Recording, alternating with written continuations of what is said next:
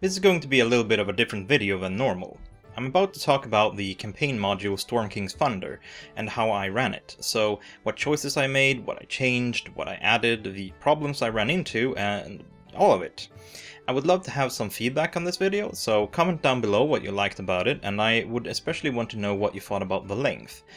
I decided to split my experiences with the campaign into several smaller videos, so let me know if you would have preferred one longer video or if this length worked well for you. We have a lot to talk about, so let's not waste any more time. Let's jump straight into the setup and preparations. Obviously I read through the entire adventure before I did anything else, but there were two other books I did some additional reading in before I sat down to prepare for Storm King's Thunder. I highly suggest reading through both the Monster Manual section on Giants and the chapter on Giants in Volo's Guide to Monsters. There's definitely a whole lot of information in those books that will help you to roleplay the Giants, and I found that understanding the different Giant types, cultures, and motivations to be extremely helpful as I DM'd the campaign. As I sat down to create characters with my party, they had already a fairly good idea of the characters they wanted to play. We had 5 people in our party, which as it turned out was a pretty okay group size for most of the challenges. It wasn't always easy, but it was definitely a bit on the easier side compared to the 4-man parties like I run most other 5th edition campaigns with.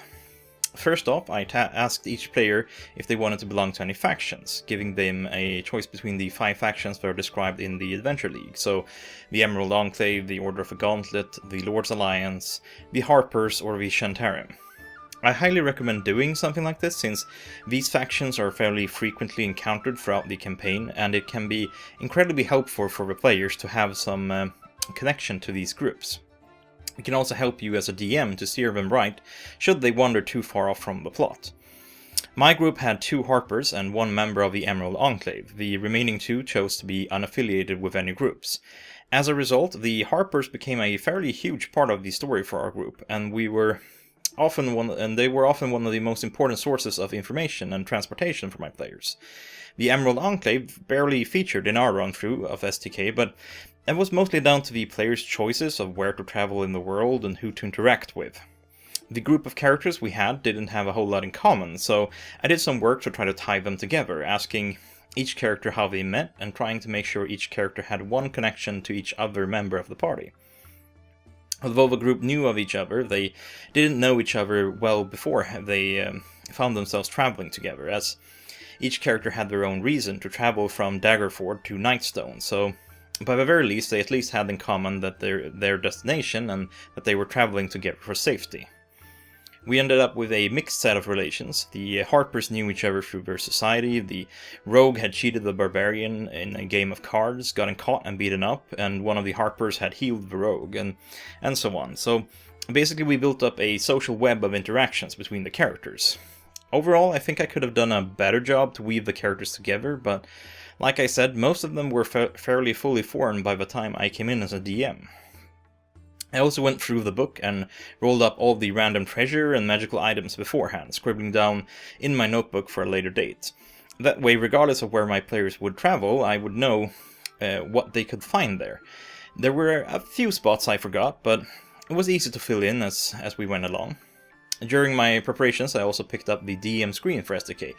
I found it fairly useful during the campaign, especially the travel speeds, weather, and giant bag tables were a godsend. I checked those countless times. I did try to roll up giant bag items in advance when I could, just like with other treasure, but when there were random encounters with giants, I didn't really have the chance to prepare. I purchased a fairly large quantity of miniatures, maps, and tiles before running the game as well. Not something everyone uses, but I like having them. I bought 8 boosters of the official SDK miniatures to get a nice amount of giants, and I think I ended up buying another 6 or so during the course of the campaign. Still, I found myself often lacking in giants. I had to constantly have one giant type stand in for another, so if you want to have enough giants of each type to have the right miniatures at all times, then expect to have to buy at least twice as many as I did. I will try to talk briefly in each later section on things such as tiles and maps that I found that worked well for specific areas where it is relevant. Lastly, I prepared a massive soundtrack. I had 50 individual playlists I could switch between, each covering a specific place or situation. I will try to touch on some of the music I used during different parts later where relevant, but I'm not going to go through all of that in one video. I decided on starting off SDK by running the introduction provided in the book. I enjoy starting people off at level 1, so I didn't want to skip straight to level 5, and the only other introduction I considered at the time was running through the starter set. But I liked the adventure set in Nightstone better, since it actually tied in with everything happening, and I was especially looking forward to having the party interact with the cloud giant Sephiroth, as I thought he would be a very fun character. I tried to give each character their own plot hook from the ones provided, so that the group had several different reasons to visit Nightstone. I believe the two Harpers had the same goal. Having heard of the dangers brewing in the small town, the Harpers had dispatched them to see what was happening in the village. The group's druid had previously experienced dealing with elves in the region and had been sent by the Emerald Enclave to offer her negotiation skills to the Lady of Nightstone. The Goliath barbarian wanted to try the fine foods and drink that was offered at the Nightstone Inn. Come to think of it, I don't remember why the rogue was traveling to Nightstone, but it might have had something to do with his personal quest rather than the hooks provided. The group had little problems with the goblins infesting the village and eventually let the Shantarim in, not realizing who they were. The Shantarim seized the village, and I decided not to force the issue of a conflict between the guards and the Shantarim. Because of how interactions went down in the town, it didn't make sense for the Shents to try to kill the guards while the players were there, and the Shents managed to present themselves as saviors to the villagers once they returned, keeping them safe from further attack.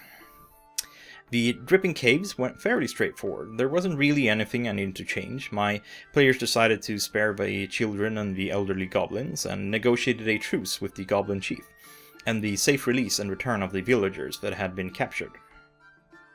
Once the villagers and players were back in town, the players originally insisted to travel to Waterdeep and talk to the Nandar family about what had happened.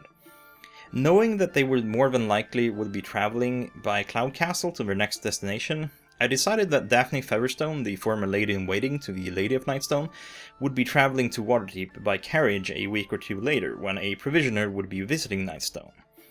As the lady's handmaiden, she felt obligated to inform the lady's family of her death. This also gave me a familiar NPC to throw into the mix once the players actually reached Waterdeep. Although, as things would turn out, failing to reach Waterdeep became a running gag of sorts during the first half of the campaign, as the group kept getting sidetracked over and over. When time came to present Morag's quest to the players and how that would lead to the continuation of the campaign, I decided against presenting all 3 destinations. Instead, I decided that he would tell them that there were several family members who needed to be informed of their loved ones' deaths in Nightstone, and he directly asked them if they would consider traveling to Bryn Shander and deliver a message there. There were several reasons for this. First off, I thought that Bryn Shander was the most interesting of the destinations, and I really wanted my players to explore Icewind Dale for a while. Secondly, I felt that Morag could probably find someone to bring a message to the other 2 towns, as they were both in the Desert Valley. But reaching Icewind Dale would be a far more dangerous task, and it made more sense to try to ask a group of heavily armed adventurers to take on that particular mission. And third, I felt that if the players knew where all the messages were going, and the first place they went to turned out to be a massive quest hub that was attacked by giants, they could easily conclude that the other 2 would be too. I wanted the giant attacks to be surprising, if at all possible. If the players had refused, then I would have offered them a different location, but as luck would have had it, the players jumped on the chance to head to Icewind Dale. My one regret with how Nightstone turned out was that my players never returned, as it's fairly out of the way compared to the rest of the campaign. You see, the group rogue decided to rob the innkeeper while he was being held prisoner and kept all of his treasure, meaning he had no means to rebuild his inn. So I decided that he had eventually ended up having to borrow money from the snail and his Shents. He was the natural leader of the remaining villagers too, so the Shents made sure he became mayor and that they could control him, making Nightstone a firm base for the Shantarim. I would have liked to see how the players would have reacted to the consequences of their actions. After leaving Nightstone, the players found themselves by Sephiroth's tower. Now, Sephiroth turned out to be pretty much one of the most important NPCs of the entire game. First off, I used him to bring the players up to speed on everything they might need to know going forward. So, the Orning, the breaking of it, some giant history such as Astoria and the War with Dragons. Basically, the players spent a whole lot of time just listening to a massive plot dump, but it was incredibly necessary for the future. The good thing with Sephiroth was that by the use of his magic, I could let him know almost anything I wanted the players to have access to at this time. And I could also refuse any information I wanted, because Sephiroth believed that if he talked about certain things, it might influence events too much and wreck the fate of the players. I also set up Sephiroth as a potential Deus Ex Machina in the future, should the players ever need to be rescued out of an impossible situation, and sooner or later, there's a good chance they might, I would pull Sephiroth out to rescue them, as he would constantly be using magic to make sure that history was unfolding in the way he believed it was supposed to restore the Orning. I did decide that the players would only have one such chance. If they got themselves in too deep a second time, they would be on their own. One thing that I didn't think about at the time, but that became a minor issue, was the matter of provisions. My players were relying on one of their number using their Outlander background to scavenge for food at the time, so something that became rather difficult to do while you were flying through the clouds. I hadn't considered beforehand that it would be a problem, so I had to let Sephiroth provide the party with some food. It might be a good idea to plan ahead a bit if you're running the adventure and hash out the practical day-to-day details of living in the tower. Both the arrival of the air cultists and the Mifrohal dwarves really led nowhere. The air cultists were a clear tie-in to the Princess of the Apocalypse, which none of my players had played much of, and they never came up again. And my players managed to avoid hostilities with the dwarves, but never visited Mifrohal, so there was no tie back there either. The arrival of the dwarves and their silver dragon did have an impact on my players' view of the world though, so several times later in the campaign they would draw upon their experiences with the dwarves here when considering their travel plans or interactions with the other dwarven holds. I think this is as far as I'm going to go in this video. We've barely scratched the surface of my run of Storm King's Thunder. Next time I'll be talking about Bryn Shander and Icewind Dale, which in some ways was the highlight of the campaign, and I expect to do a few more videos after this on Storm King's Thunder, before I am done. As always, if you enjoyed my videos, then please leave a like, it helps out a lot, and if you want to catch the rest of my videos on Storm King's Thunder, then you can subscribe. If you would like to support the channel, then you can share this video with your friends or on social media, and you can also check out my DM's Guild products, or follow me on Tumblr or Twitter. Links to those in the description below. Until next time, Dungeon Delvers.